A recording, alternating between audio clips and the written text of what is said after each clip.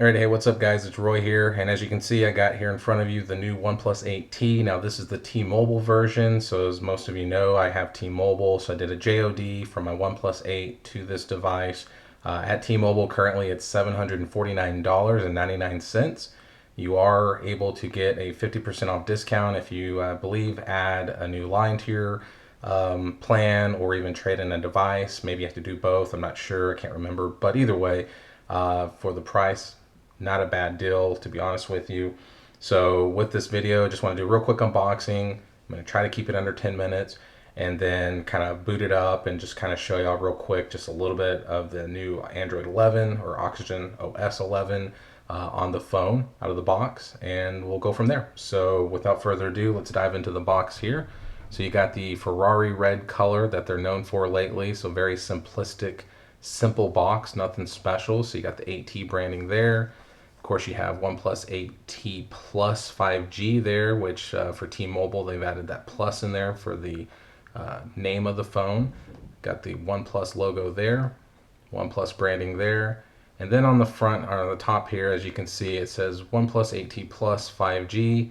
This is the 256 gig of storage version, and as you can see, the color is gray. I believe it's called Lunar Silver. I could be totally wrong on that, but it is the silver color, not the aquamarine color. And then on the back, it has a little bit of a breakdown of what comes with the phone. So it's the 5G NR capable Snapdragon X55 5G modem, so obviously it's 5G. Quad camera setup, guys, that has the new Warp Charge 65 in it, and of course the 865 Qualcomm Snapdragon chip. Big, beautiful 6.55 inch Full HD AMOLED display, and of course the 4500 milliamp battery, and then once again OxygenOS based on Android 11. So with this being a T-Mobile version, one thing that I noticed is there's no T-Mobile sticker on the side anywhere. So usually when you have a T-Mobile device, it has that on there. So when you open it and break the seal, it reminds you, hey, if you decide you don't want it, then you got to pay a restocking fee. So none of that on here. So that's cool. But another thing I noticed is, of course, on the kind of the spec breakdown, there is nothing about IP68 water resistance rating. So I did notice on the OnePlus 8, I believe, when I did my unboxing and review of that, I'm 99% sure that it did say IP68 on the back of the case, but I could be totally wrong on that. But either way, I know it is IP68 because everyone has said it is with T-Mobile, and even T-Mobile itself and other big YouTuber reviewers. But either way, it doesn't say it on the box, so no big deal. So let's go ahead and open this up. So I did just get this today. I only have been able to just really open it, turn it on, and kind of boot it up real quick to kind of just install everything for the video so it wasn't just super slow or lagging. So with the box, you do get this here. So if you pull out everything, so, whoops, this flung over here. So it has the terms and conditions there. You get some new stickers. So I always like the stickers that come with these. So I got that. And then your welcome start guide. So it has a little, pamphlet here about just the start guide for the phone. And then of course you get your SIM card ejector tool and SIM card. So there you go. So put that to the side here. Now here's the phone itself, but I'm gonna go ahead and just put that kind of to the side as well, because I want to go ahead and show you the accessories that come inside of it. So you are getting the new Warp Charge 65 with the phone. So it has a little bit beefier cable. So obviously it's the recognizable red and white charging cable, but this go around you're getting Type C to Type C. So usually it's Type A to Type C. This is Type C to Type C, obviously to help with that super fast charging. And then with the new power brick that you get, it looks very similar to the old ones that you usually get. Has a OnePlus branding there, but the only difference majorly is the USB-C port, not Type A port there. So other than that, looks very similar to the old one. So put that there. And then let's go ahead and just kind of close this back up, put this over here. Actually, I'll put this right here. And let's check out the phone. So let's get this bad boy out here. So there is the silver. I really like it. So it's a matte kind of finish on the back. It's not glossy like the aquamarine color. So it is a more of a matte frosted finish on the back. It is silver, but in certain light, it does kind of almost look like a tint of green a little bit. So, or even blue sometimes. So just depending on kind of how the light's hitting it. But either way, so with the phone itself, obviously it looks a little bit different than the OnePlus 8.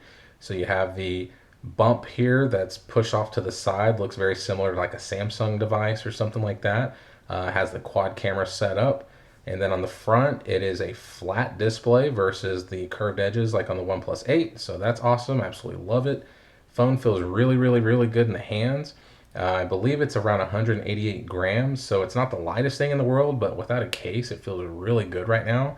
And I can touch my fingers, so that is awesome too as far as the aspect ratio of the phone. Now to talk about just the design of the phone a little bit.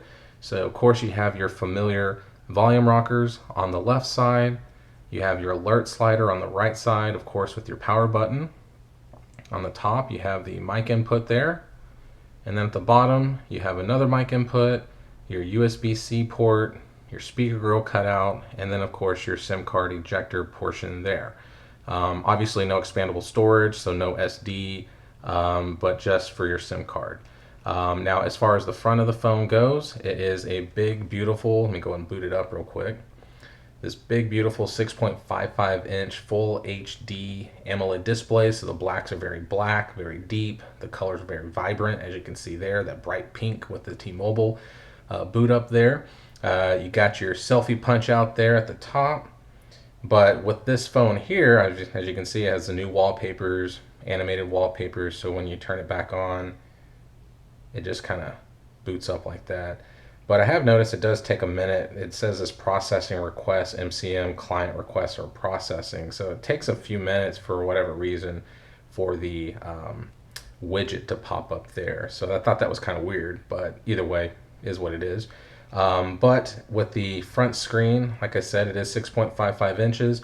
You are getting the 120 hertz super buttery smooth display here as far as that goes. So it's a big change from the 90 hertz that the OnePlus 8 has. So that's a big win. It is looking, once again, a flat display, so it does feel a little bit better when you're trying to grip the phone itself. It does have the in-display fingerprint sensor, so it's an optical sensor just like all the other ones. It is very quick, very snappy when it comes down to it. Now, as far as the selfie punch out there, it is just a single punch out hole, just as usual. And then, of course, with the speaker grill here, you can see here, it is very similar to the OnePlus 8 speaker grill, so it's not the super long one like the 7T, it's just right there, like the 8 and the 8 Pro, so I do like that.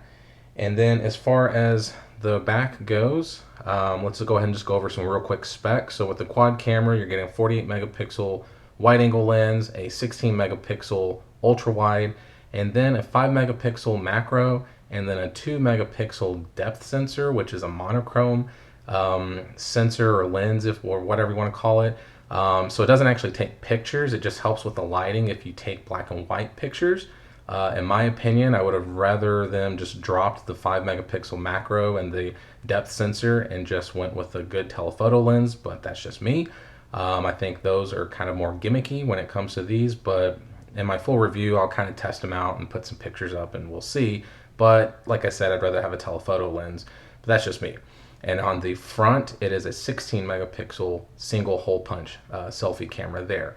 So as far as the recording capabilities go, it can do 4K 30 and 60 frames per second, and it can do 1080 at 30, 60, and 240 frames per second for slow motion.